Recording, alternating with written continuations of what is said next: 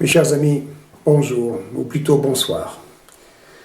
Je tiens tout d'abord à formuler mes condoléances les plus sincères à toutes les familles de victimes qui ont été frappées par ce drame tragique, inqualifiable, du vendredi 13 novembre dernier, qui est le sujet donc de ce message. Mes premières recherches sur cet événement tragique m'ont amené au titre affolant du torchon appelé Le Parisien, que tout le monde connaît. Je cite: « Cette fois, c'est la guerre », avec de pseudo-journaleux en mal de sensationnel déclarant, à l'instar du traître à la nation François Hollande, que la France est en guerre. Alors, 8 individus armés de fusils d'assaut et mitraillant aveuglément la foule, c'est ça être en guerre? Non, bien sûr. Ceci dit, techniquement parlant, la France est pourtant bien en guerre. Mais nous ne parlons sans doute pas de la même chose, bien qu'il y ait un lien direct. Car je parle quant à moi d'une guerre lâche et ignoble, dans laquelle la France a été plongée par les traîtres à la nation, qui squattent l'appareil d'État, en l'occurrence François Hollande et sa clique. Je parle de cette campagne hégémonique perpétrée par l'OTAN, au Moyen-Orient, en Afrique du Nord ou au Mali, pour n'évoquer que les théâtres d'opération, qui impliquent si gravement la nation française. Pour ne parler que de la Syrie, 250 000 morts et on ne sait combien de familles poussées à l'exode. Crimes contre l'humanité, dont les traîtres à la nation font leur cheval de bataille ensuite pour prétendre jouer les humanistes. La CIA, l'OTAN et leur réseau Gladio ont organisé le terrorisme islamique depuis la création d'Al-Qaïda, en passant par sa soudaine résurgence, l'ISIS, jusqu'à l'aboutissement de l'État islamique. Ce terrorisme islamique, avec cet État islamique, est financé essentiellement par les dégénérés s'opposant en élite du Qatar et de l'Arabie saoudite, auxquels, ceci dit en passant, nos traîtres à la nation ne cessent de lécher les bottes, puisque cela paye tant. Comme le dit un certain Alain Chouet, ancien chef de la DGSE interviewé par le journal L'Humanité, je cite: « Nous sommes alliés avec ceux qui sponsorisent depuis 30 ans le phénomène terroriste. » On ne peut pas être plus clair. Les pays du Moyen-Orient frappés par l'État islamique et ou de pseudo-forces de rébellion ont été pris pour cible en réalité par cette entité occulte omnipotente, cette pieuvre, CIA, OTAN et son réseau Gladio. Entité qui englue de fait notre chère patrie en faisant sa marionnette. L'OTAN, se présentant en force de coalition, se donne l'aura de gendarme du monde et prétend se mêler d'une guerre de religion orchestrée entre sunnites et chiites, ou encore botter le cul, passez-moi l'expression, à quelques dictateurs qui ne sont des dictateurs aux yeux de l'opinion publique internationale que parce que celle-ci est profondément manipulée par les médias. Sous ces prétextes fallacieux, l'OTAN saccage un pays qui ne demandait qu'à vivre en paix, la Syrie en l'occurrence, y provoquant des exodes massifs de réfugiés. Je ne vais pas commenter ici la tragédie des migrants qui se transforment en ingrédients du chaos pour les pays pris au piège de l'Union européenne. Ceci dit, effectivement, pour ceux qui n'auraient rien noté jusqu'à présent, la France est en guerre, et du côté des infâmes. Sauf que jusqu'à maintenant, les civils frappés par centaines de milliers, c'était le sort réservé aux pays que nous mettons à feu et à sang, entre opérations clandestines et autres coups tordus de déstabilisation, suivis de bombardements aveugles. Car, dites-moi, qui n'a pas encore compris cette stratégie satanique qui consiste à provoquer le pire pour prétendre imposer des contre-mesures qui sont élaborées en réalité pour permettre un chaos encore plus terrible.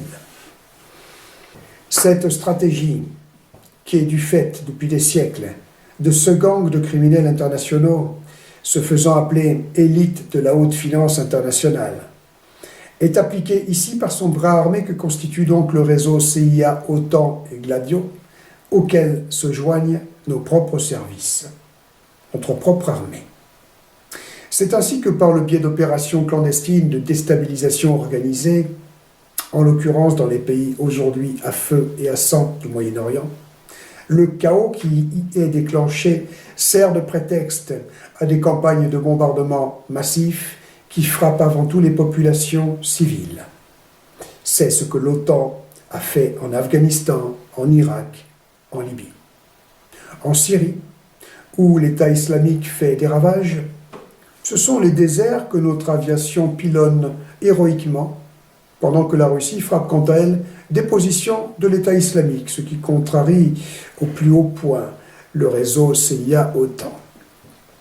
Pour cause, puisque l'État islamique n'est autre qu'une création monstrueuse de ce réseau, l'outil d'un complot contre l'humanité dont la finalité est celle de cette guerre civile de religion, prévue d'exploser depuis le cœur de l'Europe pour se répandre dans les autres pays occidentaux. Car concernant donc cette guerre lâche et odieuse qui implique si gravement la France, et donc le peuple français, il ne s'agissait que d'une première phase. En ce qui concerne ce qui semble se déclencher maintenant en France, on peut dire qu'il s'agissait d'une phase préparatoire. Préparatoire à la mise en chaos de l'Europe, en commençant par la France, puisqu'elle a été organisée en poudrière depuis les 40 dernières années. Forcément, entre la sortie du dernier tube de Lady Gaga, l'élection du transsexuel de service pour je ne sais quelle ineptie du plus mauvais goût et la coupe du monde de je ne sais trop quoi, le moins qu'on puisse dire est que nos populations n'ont pas vu venir ce chaos dont nous subissons maintenant les prémices, surtout parce qu'elles se désintéressaient royalement des crimes de guerre perpétrés par notre armée.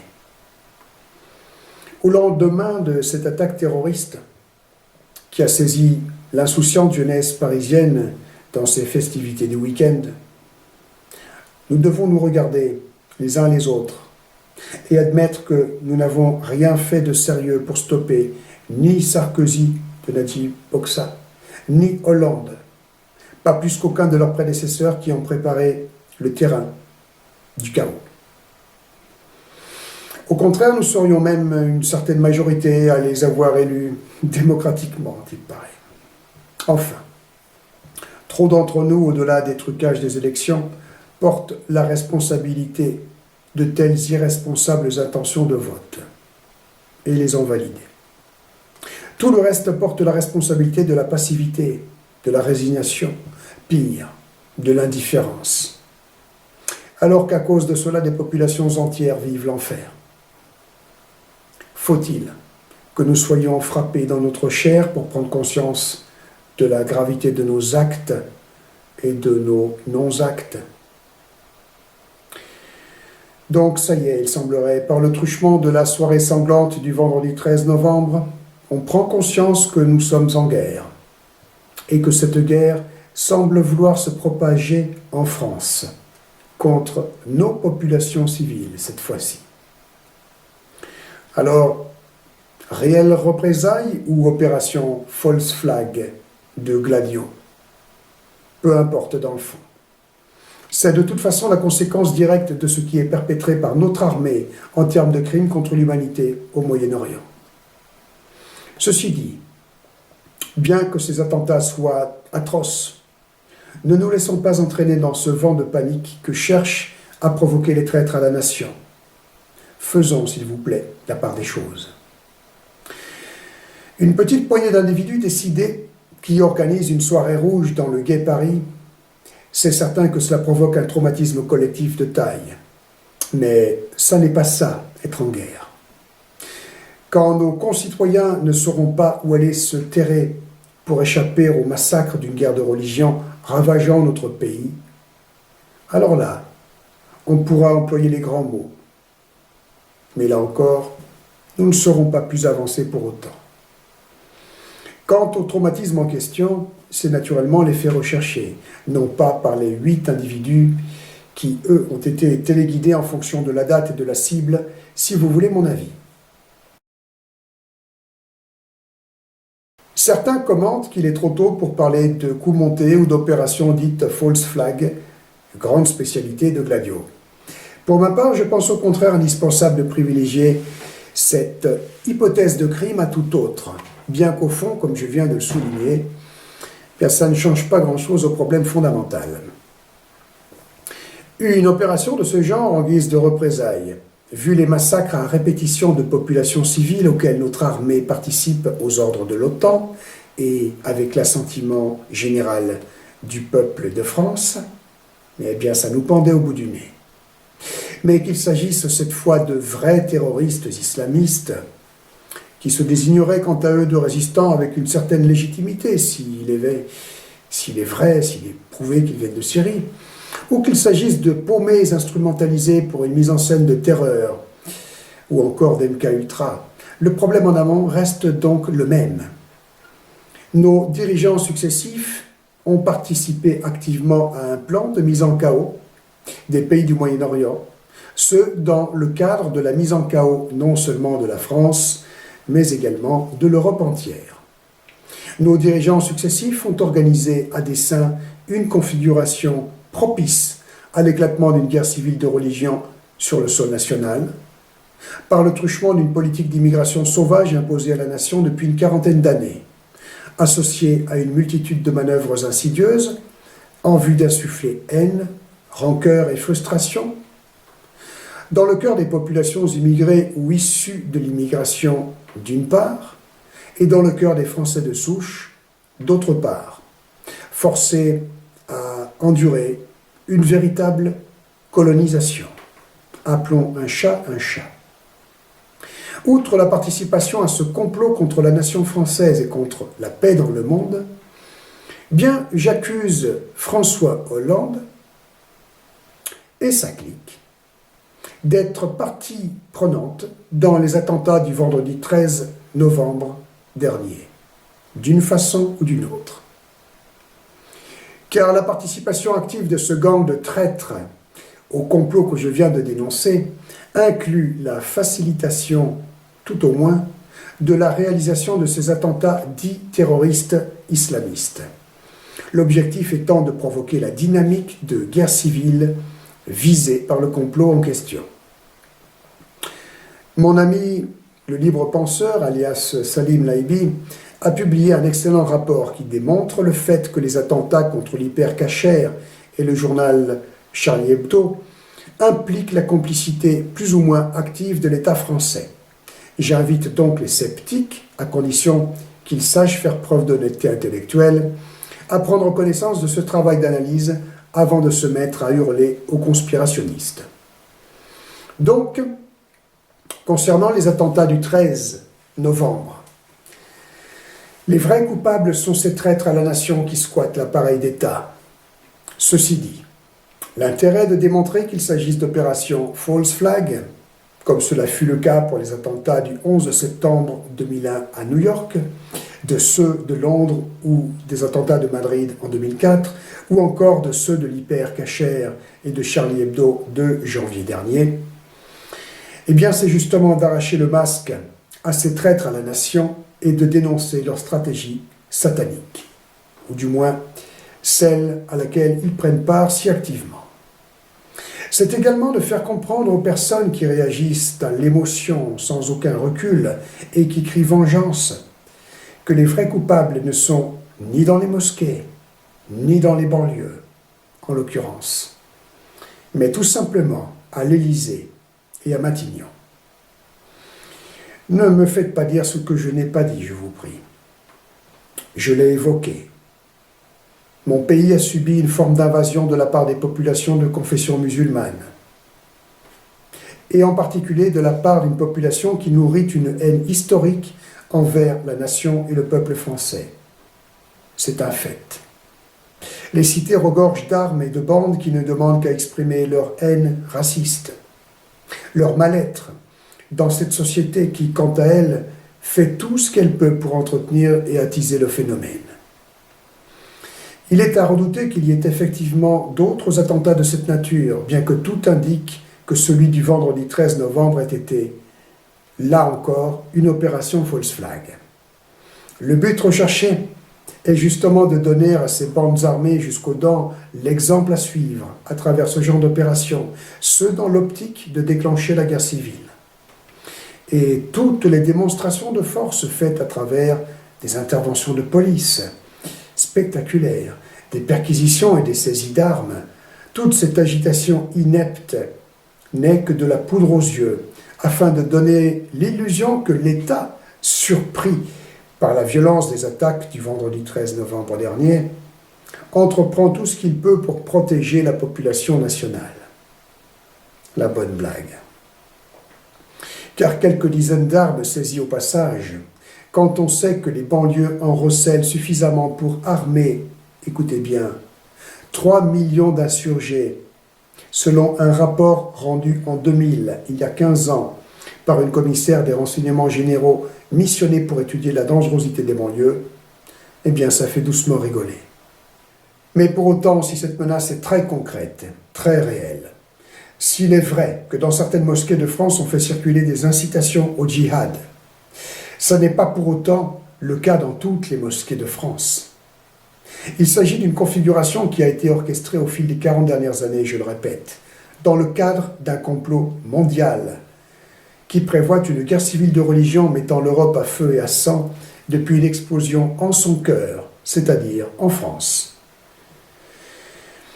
Cela signifie que si tout ce qui constitue cette menace au premier degré est à prendre effectivement très au sérieux, risquant de nous exploser au visage du jour au lendemain, les vrais responsables, les vrais coupables, ce sont les traîtres à la nation, ainsi que tous les partis politiques qui ont participé à l'élaboration de cette configuration explosive. N'en déplaise au réseau souterrain de groupuscules paramilitaires composés d'officiers supérieurs, voire de généraux, catholiques, intégristes, en service actif dans l'armée française ou en retraite, manipulés par, là encore, le réseau Gladio. De quoi est-ce que je parle là?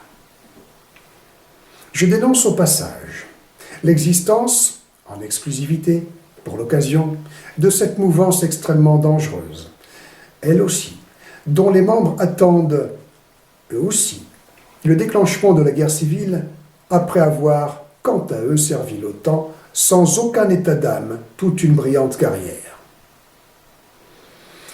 D'un côté, nous avons donc la menace du djihad et des cités truffées de petites bandes armées jusqu'aux dents, avec l'État islamique derrière qui lance ses incitations au djihad. Mais d'un autre, nous avons des cellules clandestines d'officiers supérieurs et de généraux qui, au lieu de rechercher les moyens de désamorcer la situation, attendent au contraire que cette guerre civile explose. Leur objectif, ou du moins l'objectif du réseau occulte qui les instrumentalise eux aussi, est de plonger le pays dans ce que eux appellent une guerre sainte.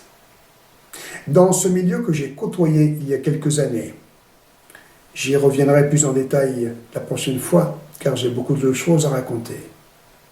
Eh bien, on y parle de guerre, de libération de la France islamisée. Et aussi, pour reprendre la vision d'un certain Sarkozy de Najib Boksa, de nettoyage des banlieues, mais pas au Karcher. Ces éléments, préparés à la guerre sainte avec des plans précis, vous pouvez me croire, sont très actifs pour répandre l'idée générale qu'il convient d'attendre le dernier moment pour agir, ce qui revient naturellement à condamner la France et tous ses enfants à vivre le cauchemar inimaginable d'une telle guerre civile. Ces brillants officiers sont-ils vraiment conscients de ce qu'ils font, ne font pas ou comptent faire? J'espère que mon intervention ici, dévoilant au passage l'existence de leur mouvance, en fera réfléchir une minorité critique.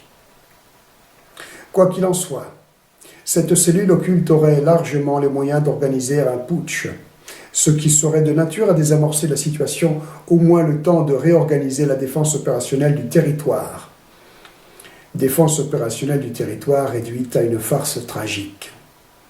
Mais ses membres sont manipulés par le truchement de leur foi religieuse. Vieille, oh bien vieille histoire. Le fanatisme n'est pas une exclusivité de l'islam, mais une tare insidieuse et terrible, qui couve dans toute religion comme dans le cœur de tout être humain. Car c'est bien pour cela que les religions existent, encore moins pour un dernier massacre général, pour l'usage chaotique que certains, bien en amont de leur pyramide, savent en faire. Du coup, ces officiers supérieurs, ces généraux, en retraite ou en active au sein de notre armée, hermétiques à toute prise de recul comme peut l'être tout fanatique, j'ai le regret de le dire, veulent aussi cet affrontement des religions et désamorcent, au contraire, toute tentative de putsch de la part de l'armée française. Car ce que le grand public ne sait pas, et ce que je sais, nos forces armées, à l'instar de nos forces publiques, en ont bien gros sur la patate concernant l'imposture politique qui les manipule et les malmène depuis les sommets de l'État. Et il y a eu dernièrement au moins un projet de putsch contre François Hollande et sa clique qui a été hélas abandonné. Je n'exclus donc pas que si ce putsch a été abandonné, il y a eu l'intervention de cette mouvance que je sais très puissante et très influente au niveau de l'armée française. Je reviendrai en détail sur ce paramètre aussi dramatique qu'affolant que tout le monde néglige, pour la bonne raison que personne de non-initié à cette mouvance ne semble connaître. Ceci dit, et concernant mon appel au sang-froid, certes, l'Élysée et Matignon, pour ceux qui crient vengeance, et qui ne sont donc pas pour autant manipulés à un tel degré, c'est, je le reconnais, bien plus compliqué en termes d'objectifs tactiques pour des expéditions punitives. Mais ce n'est pas pour autant qu'il faut faire semblant de n'avoir rien compris pour s'en prendre à des cibles bien plus faciles, au prétexte qu'une masse critique de nos populations, manipulée par les propagandes et l'élément émotionnel, validerait un contre-attentat frappant une représentation quelconque de cet ennemi fabriqué qu'est le terrorisme islamiste.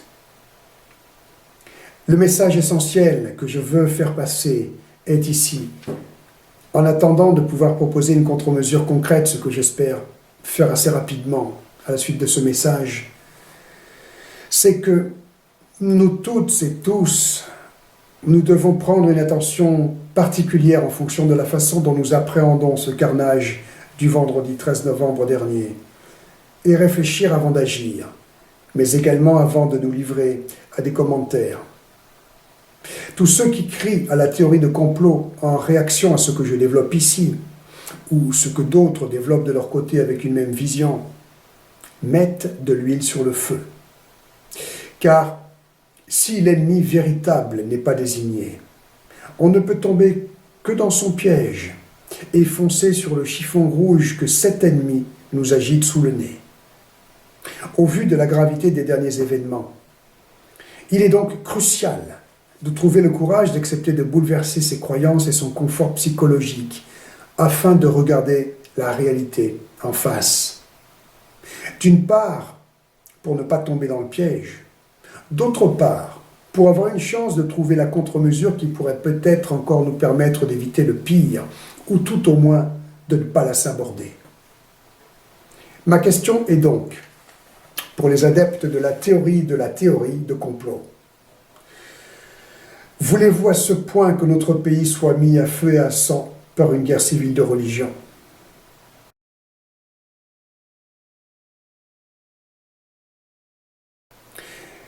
Car l'heure est grave. Mon analyse de l'événement du vendredi 13 novembre, et que je vais donc poursuivre maintenant, m'indique, quels que puissent être les détails relatifs au-dessous de cet attentat, qu'il s'agit du coup d'envoi de cette guerre civile de religion tant annoncée. Une guerre de religion que, préciserai-je pour les croyants chrétiens et les croyants musulmans, Satan et ses suppôts ont organisé. Coup d'envoi donné donc par les élites satanistes avec leur manie du codage truffé de symboles sataniques. Ça n'est cependant que le coup d'envoi. Orchestré par l'élite satanique occidentale et accompagné des avertissements directs de l'un de ses agents. Après l'exclamation se voulant tragique de Hollande, la France est en guerre, c'est Valls qui nous déclare froidement que de nouveaux attentats terroristes pourraient bien survenir dans les prochains jours. Qu'en saurait-il donc cet énergumène, s'il n'était pas lui-même au cœur de l'organisation terroriste de tutelle? En fait, une telle déclaration rentre dans la stratégie de terreur, prolongement logique de ces attaques sanglantes. Mais pour le moment, le scénario d'escalade entre groupuscules djihadistes et groupuscules d'extrême droite ou groupuscules de paramilitaires catho-intégristes ne s'est, Dieu merci, pas déclenché. Les populations qui sont prises au piège des machinations des réseaux franc-maçonniques sur le sol national ne sont pas encore frappées par l'horreur de cette guerre civile promise, bien que celle-ci menace d'exploser à tout instant. Cette guerre civile est venue s'annoncer comme par hasard un vendredi 13, qui a une première symbolique pour les sataniques, d'un mois de novembre, qui a également une symbolique pour les sataniques, avec comme attaque majeure celle d'une soirée animée par un groupe de rock résolument satanique nommé Eagles of Death Metal, les aigles du métal de la mort. Quel hasard! Certains voudraient bien m'objecter que justement les fondamentalistes ont choisi avec soin une cible qui représente la dépravation occidentale et sa connotation satanique. Objection gênante à m'opposer, car cela reviendrait à reconnaître le fait de cette dépravation avec la contagion du satanisme. Ceci dit, en principe, les musulmans, à l'instar des catholiques, n'aiment pas trop le satanisme. Et leurs mouvements radicaux, plutôt que de se dresser les uns contre les autres en suivant justement les manipulations des élites satanistes, auraient bien intérêt à s'en prendre à celles-ci, ainsi qu'aux leaders idéologiques de la contagion du satanisme dans le monde moderne. Sauf que là, ça ne sont pas ces rockers adeptes de Satan qui ont été visés, mais uniquement le public, c'est-à-dire une majorité de jeunes gens, j'imagine, même pas conscients de l'énergie qu'ils offrent au satanisme de par l'émission de leur égrégore à une telle soirée. Arrêt sur image. L'opération Commando qui a tué pas moins de 128 personnes et fait environ 350 blessés, si ces données sont les bonnes, a été minutieusement organisée, ce que s'accordent à déclarer tous les observateurs, à commencer par les manipulateurs de l'opinion publique. Nous notons qu'effectivement, il y a eu 6 ou 7 attaques quasi simultanées en plein Paris, dont une majeure, ce qui tente à indiquer des actions de diversion en vue de frapper fort, avec un maximum de victimes et un impact maximal sur la cible que constitua le Bataclan. Alors, pourquoi donc le Bataclan comme cible ? Une attaque terroriste, en principe, sert à provoquer un choc traumatique à une collectivité, mais pour passer un message quant à la nature de la cible choisie. C'est un mode de communication associé à une forme de guérilla basée sur la terreur, propre au terrorisme. Une cible représentative pour des terroristes islamistes voulant venger la population syrienne, par exemple, il me semble que ce serait plutôt une caserne militaire ou un défilé public du genre 14 juillet. Alors si une cible telle que le Bataclan est privilégiée, cela ne peut être qu'en fonction du caractère satanique du groupe qui s'y commet. Et ce groupe-là ne pouvait donc qu'être la cible prioritaire d'une telle attaque de terroristes islamiques. Si l'attaque était organisée par des terroristes islamiques. Cela aurait provoqué un choc encore plus impactant du point de vue de la logique terroriste que d'assassiner ces rockers. Si cela avait été le groupe des Eagles of Death Metal qui avait été réellement visé dans cette tuerie, comment expliquer que tous ses membres s'en soient sortis au milieu d'une épouvantable hécatombe produite avec un feu croisé d'armes automatiques de guerre? Car on ne monte pas une telle opération en pensant à faire des diversions pour négliger de traiter les issues de secours, surtout d'un établissement recevant du public. En outre, la meilleure cible sur un plan opérationnel, en plein sous les projecteurs, constituait indéniablement le groupe qui se produisait sur la scène au moment précis de l'assaut, et qui ne pouvait donc avoir le temps de réaction, de réaliser ce qui se passait et de se mettre à couvert. Cela signifie qu'il y a une toute autre lecture à donner à cet attentat. Sa vraie cible, c'était bien le public insouciant, venu se divertir avec inconscience au son d'hymnes à Satan. La cible de l'opération globale, avec la campagne de terreur et d'intox menée par voie de presse, c'est naturellement la population dans son ensemble, destinée elle aussi à un grand sacrifice à Satan. Cette opération est un coup d'envoi, un signal fort lancé par les satanistes qui, depuis les loges maçonniques, au dernier niveau de ces loges, tirent les ficelles en l'occurrence du gouvernement ainsi que des services censés protéger la nation, mais qui sont du coup activés pour la plonger dans le chaos. Les satanistes en question, François Hollande et les autres tarés de sa clique, ainsi que leurs donneurs d'ordres occultes, ont choisi la date de leur signal avec soin. Et c'est donc un événement planifié depuis un bon moment. Car un vendredi 13 novembre, ça n'arrive pas souvent.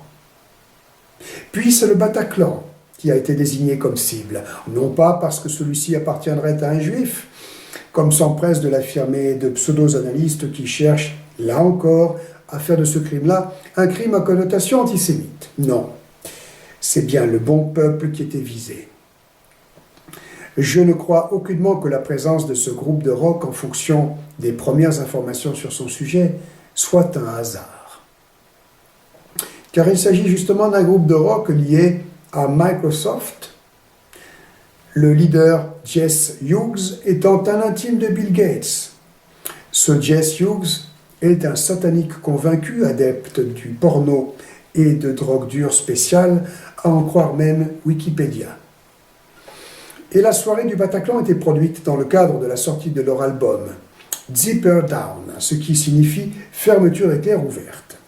La fiche de promotion, vulgaire à souhait, présente une créature, on ne peut plus dire homme ou femme, qui laisse apparaître ses gros nichons libérés d'une combinaison en cuir ou en simili par une fermeture éclair effectivement ouverte jusqu'au nombril, en dessous de laquelle sa main gauche tire vers le pubis, non apparent tout de même, la ceinture du bas de la combinaison.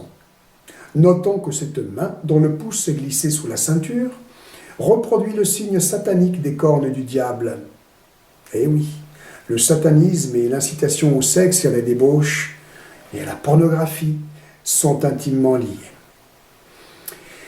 En grattant encore un peu mes recherches, dans les articles de la presse mainstream, précision que j'apporte pour les botteurs en touche de la théorie de complot, on découvre que la chanson qu'entamait le groupe au moment précis de l'attaque était celle dont les paroles qui sont éructées en boucle sont, je cite, « Qui aime Satan?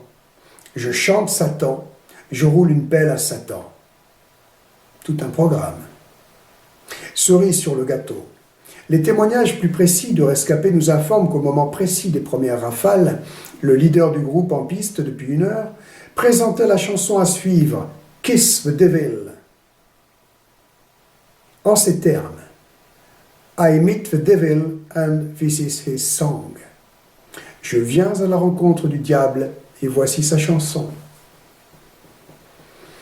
Un couple de rescapés, Cécilia et Benjamin, expliquent même à un journaliste qu'au moment des premiers coups de feu détonnant derrière la porte d'entrée, ils ont cru qu'il s'agissait de simples pétards rentrant dans le cadre festif de la soirée. Juste pour préciser encore que de toute évidence, les rockers ne pouvaient qu'être surpris par l'attaque et qu'ils auraient donc dû, en toute logique, être abattus dès les premières rafales.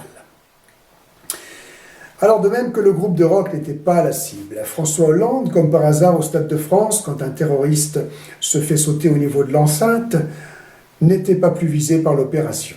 On peut considérer que le groupe de rock, comme notre bon traître à la nation, ont été mis en scène pour bénéficier en passant d'une belle publicité. Mais pour conclure quant au choix du Bataclan pour cette attaque sanglante, la présence du groupe de rock satanique est effectivement fondamentale. Mais son rôle dans l'histoire n'était pas d'être sacrifié, mais au contraire, de permettre un sacrifice à Satan, dans le cadre de cette annonce de l'ouverture des festivités sataniques, le chaos imminent d'une guerre civile de religion. C'est pour ça que le massacre a débuté précisément sur les mots de Jesse Hughes, que je cite à nouveau. « Je vais à la rencontre du diable, et voici sa chanson. » Poursuivons.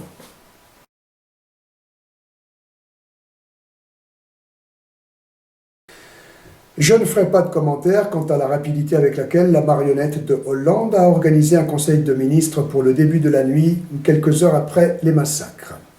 En revanche, je dis que Hollande et les autres traîtres qui ne connaissaient même pas le bilan des victimes à ce moment-là ne pouvaient pas savoir, au moment précis de cette réunion extraordinaire, que les attentats étaient soi-disant effectués depuis la Belgique. Par contre, la décision de fermer les frontières a été prise le soir même au prétexte que l'attaque venait de l'extérieur. Si c'était si important que cela de trouver un prétexte pour supprimer les accords de Schengen, je comprends qu'il ait fallu permettre le massacre de quelques citoyens français afin que l'opinion publique suive l'idée. Parce que, concernant les réseaux terroristes dont les bases logistiques seraient en Belgique, il y a confusion. Il s'agit de Gladio, le réseau occulte de l'OTAN et de la CIA. Vous savez, celui qui organise les opérations False Flag dans toute l'Europe et justement depuis la Belgique. La Belgique, cet État bâtard qui n'est qu'un poste avancé de l'Empire états-unien sur le continent européen. Car il paraît que la France regorge de pseudo-terroristes et de candidats au djihad, sans compter les armes de guerre qui s'entassent depuis des décennies dans les sous-sols de ces cités. Je vous ai parlé de cette phrase d'un rapport officiel sur la dangerosité des cités, rendu par une commissaire des renseignements généraux il y a 15 ans de cela. Une capacité estimée à armer 3 millions d'insurgés. Nul besoin donc d'aller chercher en Belgique des fusils d'assaut AK-47 et des volontaires pour des attaques djihadistes réalisées en France. Je note également avec perplexité le fait que le jour de l'attentat, le ministre de l'Intérieur a dévoilé un plan visant à lutter contre le trafic d'armes avec des mesures qui, précision importante au passage, ciblent surtout les honnêtes gens qui entendent garder un fusil sous leur lit en cas de grabuge. Quelle étrange coïncidence tout de même que ce plan, nécessitant quelque événement fort pour passer sans encombre, ait été dévoilé le jour même de cette tuerie sans précédent. Un autre fait me plonge un peu plus profondément dans cette perplexité. 2 passeports, un syrien et un égyptien, auraient été retrouvés près des corps de 2 terroristes après leur mort. Alors, nous n'en savons rien de plus de précis, ni si c'est tout ce qui aurait permis d'identifier les corps, ou si les terroristes étaient encore identifiables. Mais il faut reconnaître que cela n'est pas sans rappeler le passeport trouvé à Ground Zero le 11 septembre 2001 et qui désignait l'identité d'un des terroristes, celui qui, si ma mémoire est bonne, aurait piloté l'avion furtif, mais de ligne, qui aurait traversé de part en part la tour numéro 1 avant de provoquer les explosifs disposés en chaîne le long des étages. Un passeport qui, miracle, au milieu d'un chaos où plus rien n'était identifiable, avait résisté à la température extrême et prétendu à l'origine de l'effondrement de la tour. Bon, alors, il faut croire que les terroristes islamistes ont le souci de circuler en règle et surtout de permettre aux enquêteurs de retrouver intact leur passeport, quand bien même ils auraient quant à eux été pulvérisés par une Gillette bombe ou par l'explosion d'un avion de ligne. Il faut croire qu'il y a un protocole de convenance entre les terroristes dits islamistes et nos services spécialisés. 1. Les terroristes doivent être fichés, pour commencer. Cela ne sert à rien, mais c'est une histoire de principe. Car cela ne doit pas les empêcher de commettre leurs attentats sanglants. Non, eux, on les laisse tranquilles, sinon il n'y a pas de spectacle. 2. Lors de leurs opérations, ils doivent impérativement se munir de leur passeport et penser à les jeter un peu plus loin avant de se faire sauter, le cas échéant. 3. En tout cas, les terroristes et les équipes spéciales d'intervention doivent s'arranger entre eux pour qu'aucun terroriste ne s'en sorte vivant. On pourra toujours nous présenter à chaque fois le même tableau, puisque ça fonctionne toujours aussi bien. Voilà, pour ma part, je vais arrêter de m'abîmer les yeux dans le cadre de recherches complémentaires sur Internet, d'éléments de presse officielle, j'insiste. Nombreux êtes-vous à être bien plus patients et doués que moi pour ces jeux de piste. L'essentiel est que personne ne s'en sait, avec le peu qui apparaît ici, ne puisse être dupe de cette mise en scène de toute évidence satanique.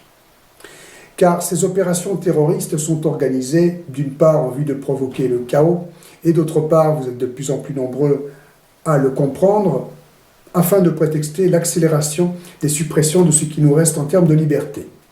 Je ne parle évidemment pas de ces libertés de substitution liées à l'accès illimité à la débauche jusqu'à la pédocriminalité. Ce thème-ci sera développé dans la vidéoconférence que Janet et moi-même achevons de produire en ce moment. Alors, cette vidéoconférence traite du chaos global programmé, dont le volet guerre civile de religion, ainsi que des tenants et aboutissants de ce plan satanique. Nous vous démontrerons que l'objectif recherché à travers le déchirement des religions antagonistes, outre la stratégie du chaos, c'est d'anéantir les derniers remparts contre la révolution du genre. Car le nouvel ordre mondial, qui est prévu de naître sur les cendres de notre civilisation dite moderne, repose sur le concept essentiel d'une nouvelle société basée sur une dépravation totale et acquise de l'être humain, avec la mise en culture des créatures humaines essentiellement produites par le génie génétique de l'empire industriel. Dans ce nouveau modèle de civilisation, outre un gouvernement unique, une religion unique s'imposera de fait, au vu des massacres sans précédent qu'aura provoqué l'ultime choc de l'islam et de l'Occident. Une nouvelle religion unique qui se revendiquera être celle de l'amour, du sexe en tout cas, mais qui sera assurément satanique.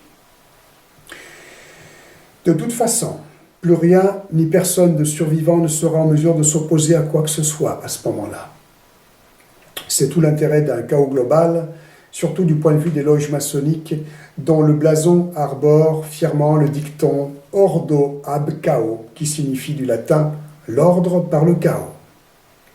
Et oui, un tel projet, comme celui d'un nouvel ordre mondial, ne peut donc nécessiter qu'un chaos majeur. Ce développement va vous glacer le sang, j'en ai bien peur, et je vous promets de développer les révélations que j'ai faites un peu plus haut, relatives notamment aux dessous organisationnels de cette guerre civile de religion dans les deux camps, prévue d'exploser de façon imminente, en premier lieu au cœur de notre cher pays. D'ores et déjà, j'espère ne pas lancer une alerte vaine, bien que ce qui se soit passé le vendredi 13 novembre dernier nous plonge dans la plus prenante inquiétude. Seule la neutralisation express de ce gang de traîtres à la nation qui occupe notre pays aux plus hautes fonctions peut éviter le pire. Le problème reste entier en ce qui concerne cette unique contre-mesure préventive que nous avons, citoyens de conscience. Car tous ceux qui prétendent attendre le bon moment pour prétendre agir ou réagir, vous l'aurez compris. Ils sont pris dans un écueil de raisonnement installé, comme les autres programmes qui régissent les mécanismes de contrôle mental qui nous écrasent. Le bon moment, c'est celui qui intervient avant qu'il ne soit trop tard. Celui qui ne laisse pas l'avantage à l'ennemi. L'ennemi, pardon de me répéter. Ça n'est pas plus l'islam que les populations parquées dans les cités. L'ennemi, commun aux musulmans et aux chrétiens, à ceux-là qui ne sont pas des imposteurs ou des agents infiltrés du satanisme. Eh bien, c'est justement cette élite satanique. Elle est représentée sur le territoire national par une bande de traîtres encravatés qui squattent l'appareil d'État. Ces marionnettes malfaisantes se sont succédées, mises en place par les réseaux occultes, franc-maçonnerie, groupe de Bilderberg, pour amener notre chère nation au bord de la guerre civile de religion.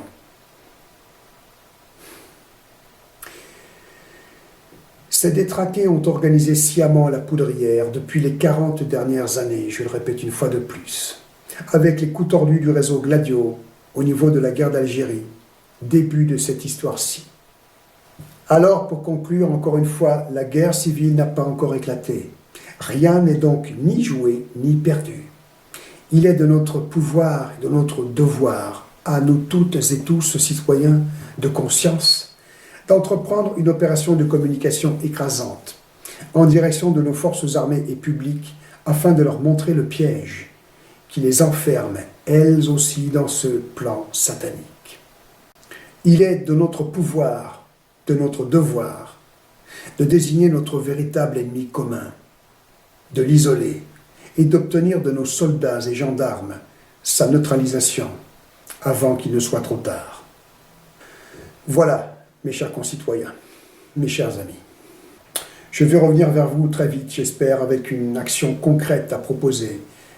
D'ici là, je vous en conjure. Sang-froid, recul.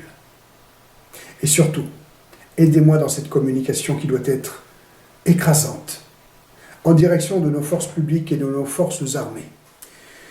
Il est possible que cette analyse puisse avoir un impact. Et je pense que nous ne devons pas négliger tout ce qui peut être tenté. Nous risquons tous de basculer dans l'enfer d'un jour ou l'autre et d'y entraîner nos enfants. Mais pour le moment, le détonateur reste entre les mains d'un petit groupe de nuisibles parfaitement identifiés. François Hollande, Valls et consorts. Cela, nous devrions arriver à le faire comprendre à ceux supposés protéger la nation et son peuple contre toute forme de menace, intérieure ou extérieure. Et de ce côté-là, il me semble que tout n'a pas été tenté. Alors à très bientôt, mes chers amis.